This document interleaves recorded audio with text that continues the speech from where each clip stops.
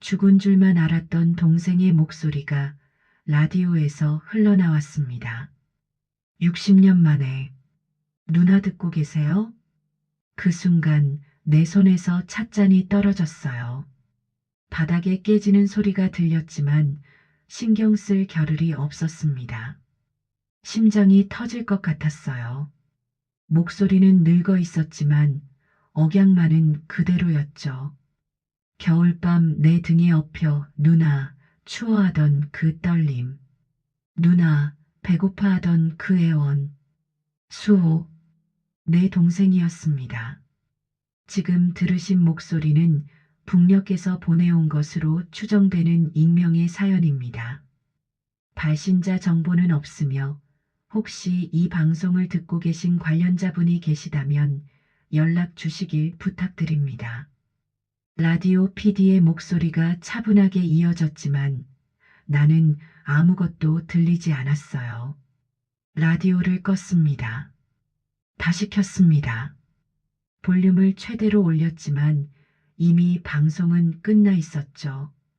나는 그대로 바닥에 주저앉았습니다. 그날 밤 잠을 이룰 수 없었어요. 천장만 바라보며 되뇌었습니다. 정말 수호의 목소리였을까? 아니면 내가 너무 오래 기다려서 환청을 들은 걸까? 60년. 그 긴 세월 동안 나는 매일 기다렸어요. 혹시 살아있을까? 혹시 나를 찾고 있을까? 하지만 현실은 잔인했습니다. 북에서 온 소식은 단 한 번도 없었고 이산 가족 상봉 신청도 번번이 무산됐죠. 포기해야 한다고 스스로에게 말했어요. 이미 죽었을 거라고, 살아있어도 나를 기억하지 못할 거라고. 그런데 오늘 그 목소리, 새벽 4시 나는 일어나 전화기를 집어들었습니다. 전화를 걸기 전에 나는 라디오를 다시 되감아 들었다. 방송 말미 PD가 짧게 숨을 고르는 소리가 들렸다. 망설임, 마치 무언가를 말할 듯 그러다 삼킨 기색이었다. 나는 그 순간을 몇 번이고 반복해 들었다.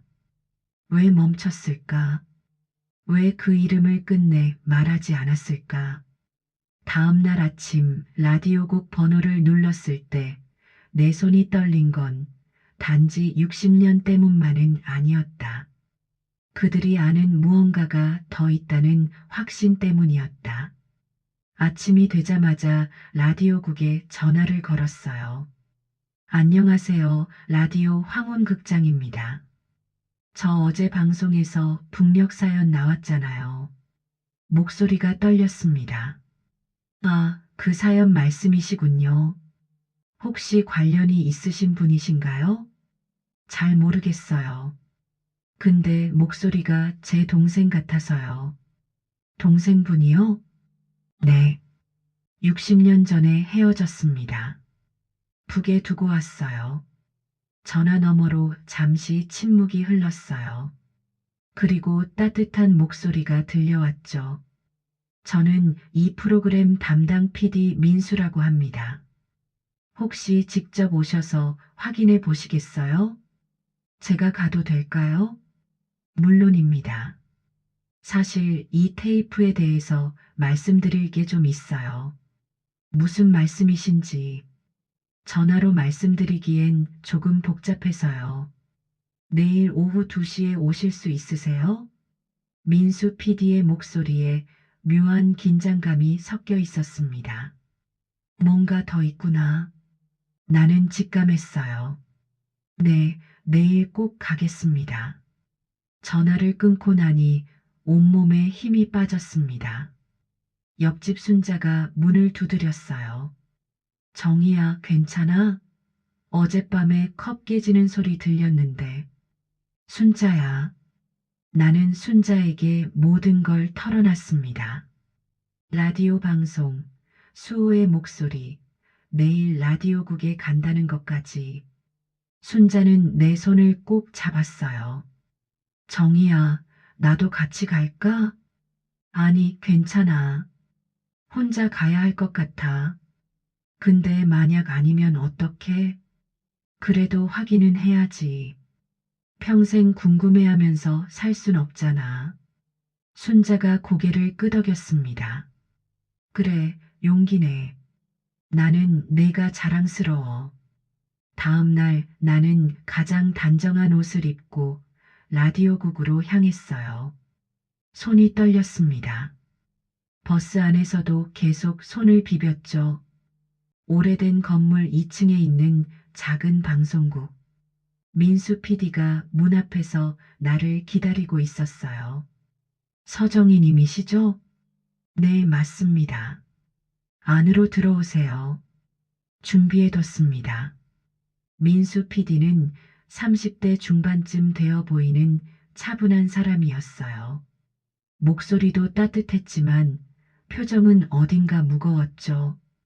방 안에는 낡은 카세트 플레이어가 놓여 있었습니다.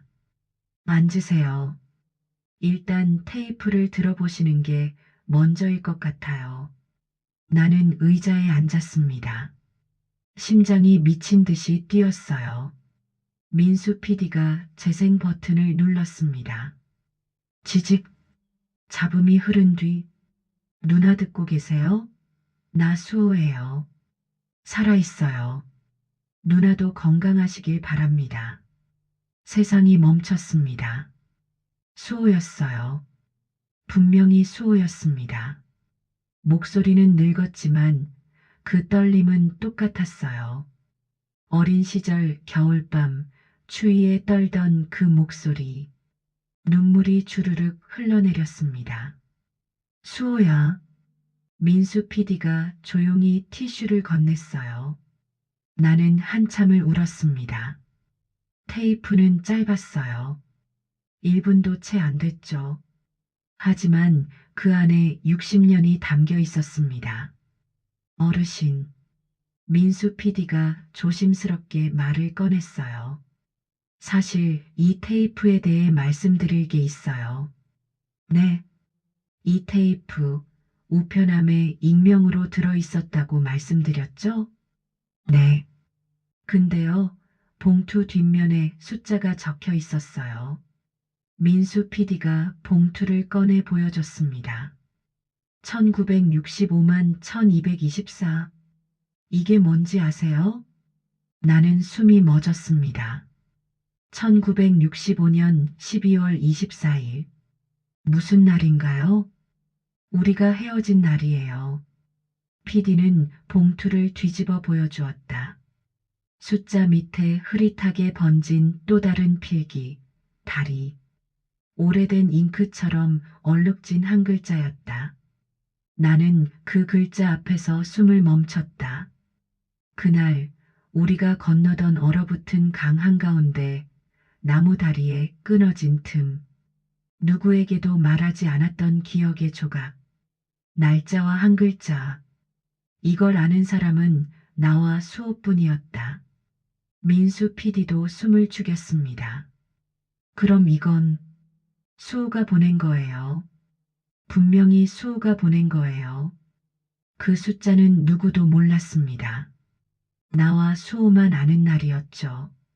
강을 건너던 그날, 얼음이 깨지고 수호의 손이 내 손에서 미끄러졌던 그날, 크리스마스 이브, 어르신, 민수 PD가 말했습니다. 이 테이프북에서 몰래 보낸 것 같아요.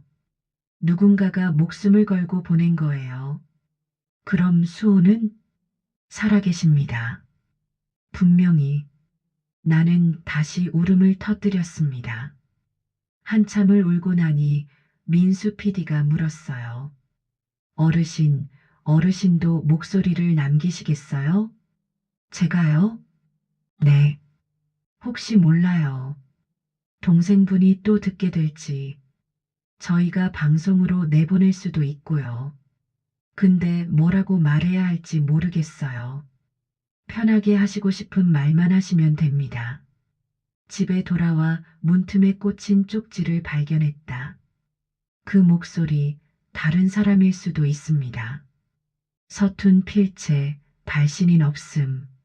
순간 다리가 풀렸다. 누군가의 장난일까 아니면 경고일까.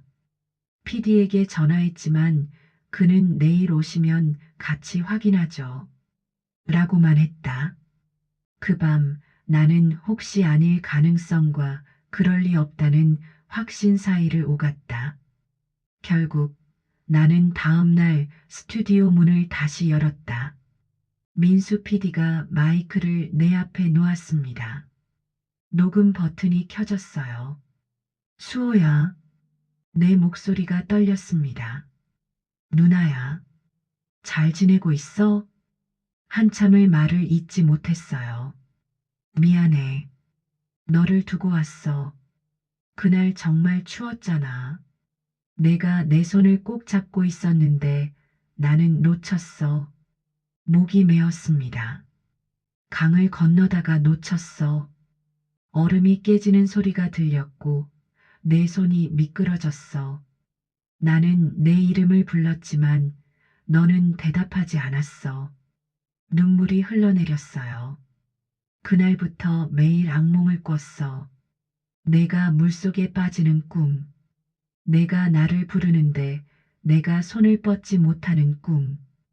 그런 꿈을 60년 동안 꿨어. 숨을 크게 들이쉬었습니다. 근데 있잖아, 수호야. 내 목소리를 들으니까 살아있다는 게 느껴져서 정말 고마웠어. 너무 고마웠어. 잠시 멈췄다가 말을 이었어요. 나도 잘 살았어. 힘들었지만 살았어. 남쪽에서 결혼도 하고 아이도 낳고 평범하게 살았어. 하지만 다음 말은 차마 쉽게 나오지 않았습니다. 근데 너 없이 사는 게 평생 미안했어. 너를 두고 온 게 평생 미안했어. 목소리가 잠겼어요. 너는 나를 원망하니? 누나가 내 손을 놓친 걸. 누나가 혼자 살아남은 걸. 한참의 침묵이 흘렀습니다. 있잖아, 수호야. 누나는 내가 행복했으면 좋겠어. 누나 때문에 슬퍼하지 말고 그냥 내 인생 잘 살았으면 좋겠어. 숨을 고르고 말했어요. 보고 싶어. 얼굴 한 번만 보고 싶어. 근데 이제는 목소리만 들어도 괜찮아. 살아있다는 것만 알아도 괜찮아.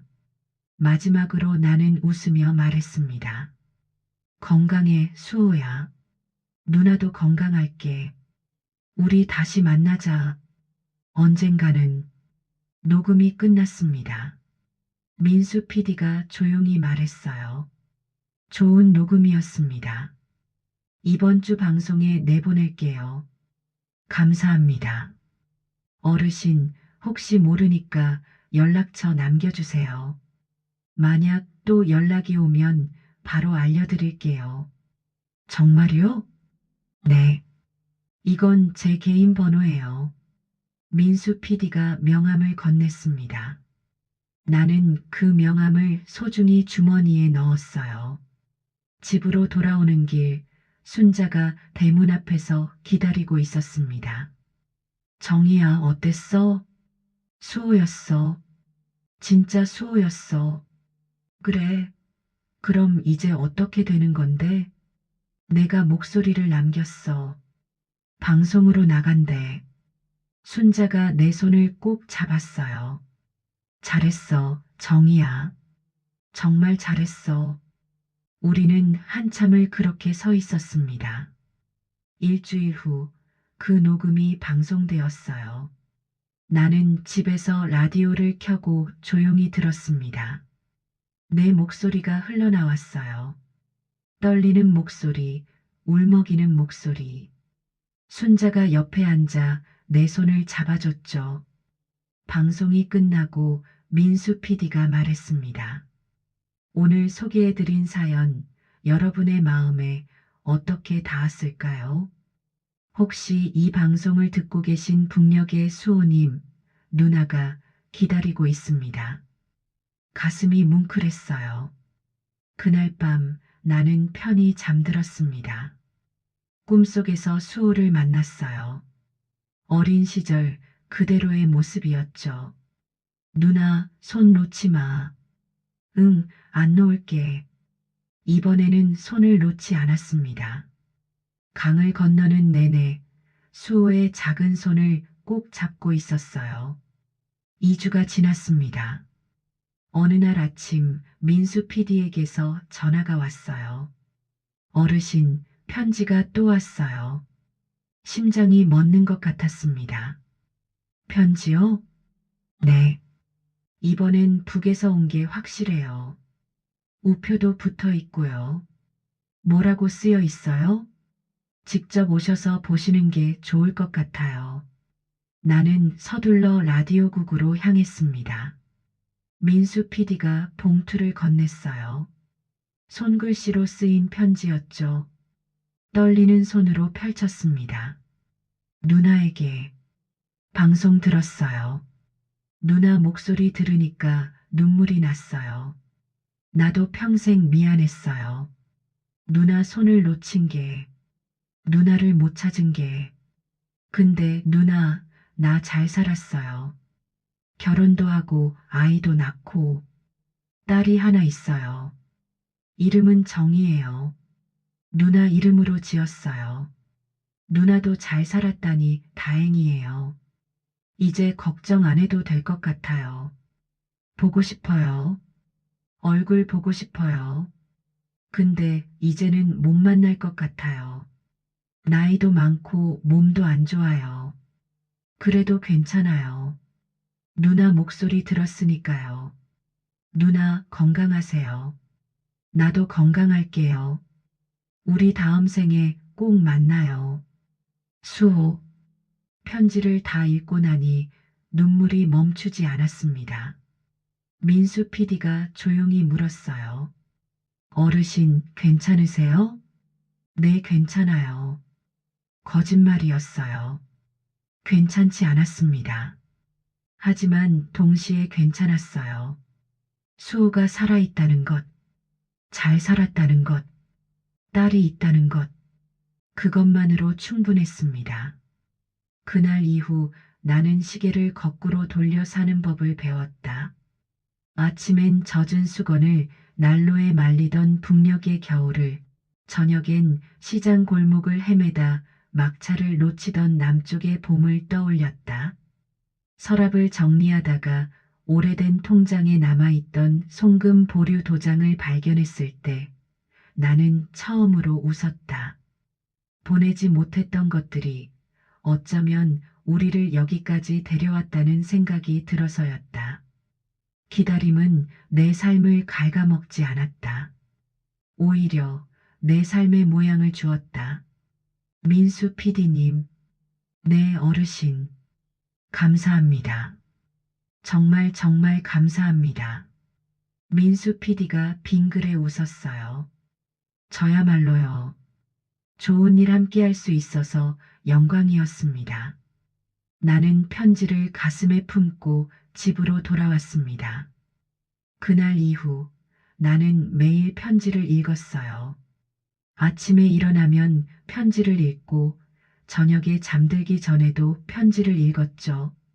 순자가 물었습니다. 정희야, 답장 안 써?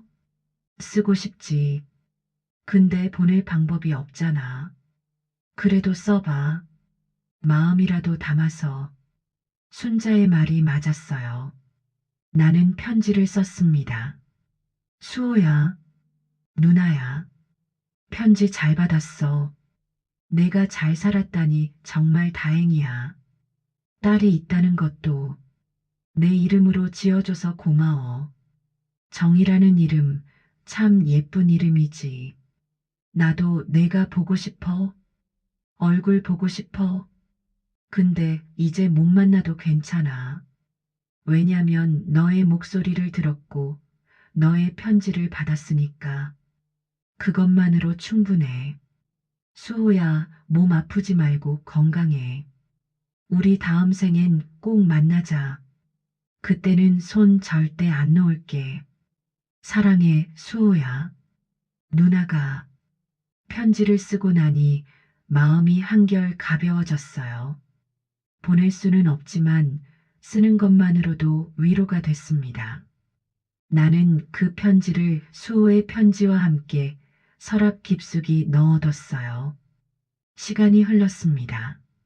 한 달, 두 달, 석 달. 더 이상 수호에게서 연락은 오지 않았어요. 하지만 괜찮았습니다. 이미 나는 충분히 받았으니까요. 목소리와 편지, 그리고 살아있다는 확신. 어느 날 민수 PD가 찾아왔어요. 어르신, 안녕하세요.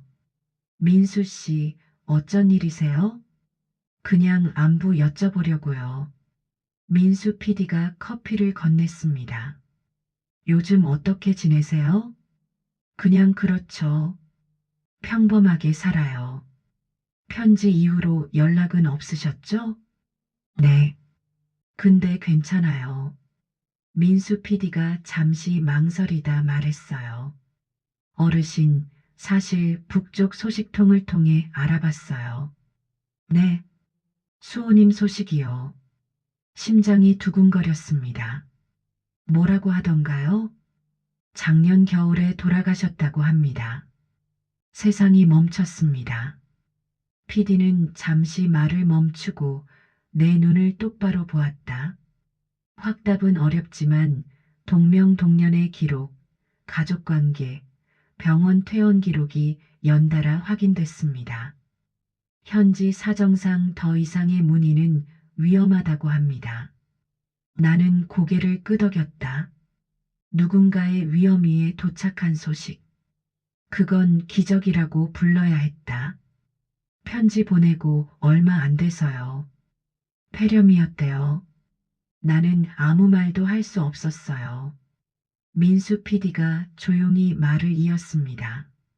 근데 어르신, 마지막까지 어르신 이야기만 하셨대요. 누나를 만나고 싶다고. 누나 목소리 들어서 행복했다고. 눈물이 주르륵 흘러내렸습니다. 그리고 이거 전해달라고 했대요. 민수 PD가 작은 상자를 건넸어요. 떨리는 손으로 열었습니다. 안에는 낡은 사진 한 장이 들어 있었어요. 어린 시절, 우리 남매가 함께 찍은 사진. 뒷면에는 수호의 글씨로 이렇게 적혀 있었습니다. 누나 사랑해요. 다음 생에 또 만나요. 한참을 울었습니다. 민수 PD도 함께 울었어요. 어르신, 괜찮으세요? 네, 괜찮아요. 이번에는 정말 괜찮았습니다. 수호는 떠났지만 마지막 순간까지 나를 생각했다는 것. 그것만으로 충분했어요. 그날 이후 나는 매일 그 사진을 바라봤습니다. 어린 수호의 얼굴, 해맑게 웃고 있는 모습, 사진 속에서 수호는 늙지 않았어요. 영원히 그 모습 그대로였죠. 순자가 물었습니다. 정희야, 후회 안 해? 뭘? 그때 손 놓친 거. 나는 잠시 생각했어요. 후회하지. 평생 후회할 거야. 그럼 힘들겠네. 응. 근데 있잖아, 순자야. 나는 사진을 바라보며 말했습니다. 후회해도 괜찮아. 그게 내 삶이니까.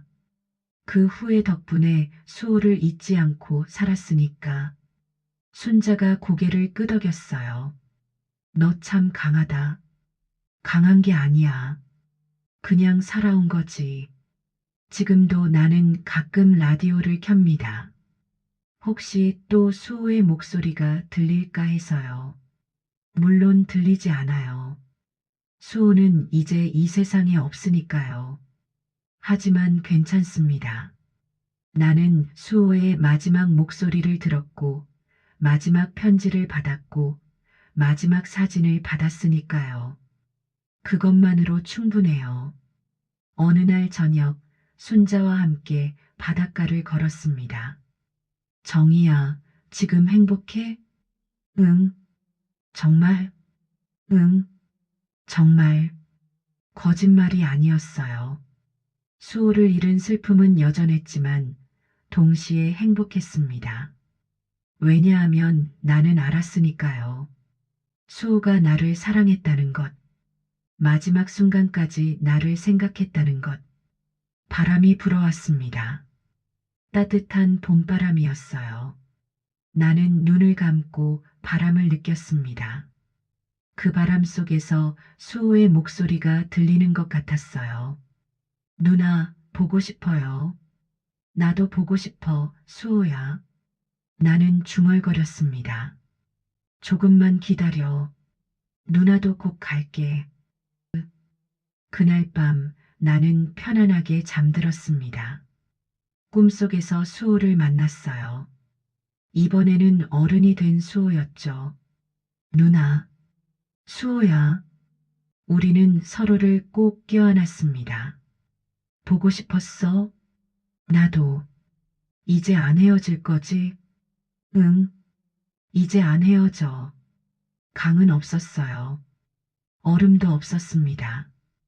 따뜻한 봄날, 우리는 그렇게 함께 걸었어요. 저는 지금도 그 사진을 간직하고 있습니다. 어린 시절 수호와 함께 찍은 사진. 가끔 그 사진을 보며 생각해요. 헤어짐은 슬프지만 기다림은 아름답다고. 만남은 짧지만 사랑은 영원하다고. 여러분도 누군가를 기다리고 계신가요? 그 사람이 멀리 있어도 이미 떠났어도 기다림을 멈추지 마세요. 왜냐하면 기다림 끝에는 언제나 작은 기적이 있으니까요. 목소리든 편지든 기억이든 그것이 우리를 살게 하니까요. 오늘도 나는 라디오를 켭니다. 혹시 또 그 목소리가 들릴까 해서요. 그리고 언젠가 정말로 만나겠죠. 다음 생에서. 그때는 절대 손 놓지 않을 거예요. 라디오를 끄고 창문을 열었다. 바람이 얇게 스며들었다. 수호야, 오늘은 내가 먼저 잘게. 내일 또 이야기하자. 나는 속삭였다. 목소리는 끊기지만 이야기는 계속된다고. 그리고 알았다. 다음 생이 아니라도 우리는 이미 서로의 안에서 다시 만나고 있다는 것을. 누군가를 그리워하는 마음은 어쩌면 살아있다는 증거일지도 모릅니다. 오늘의 이야기가 그 마음에 조용한 위로가 되었길 바랍니다. 긴 사연 끝까지 함께 들어주셔서 감사합니다. 또 다른 감성 드라마는 유튜브 황혼극장 7080에서 만나보세요.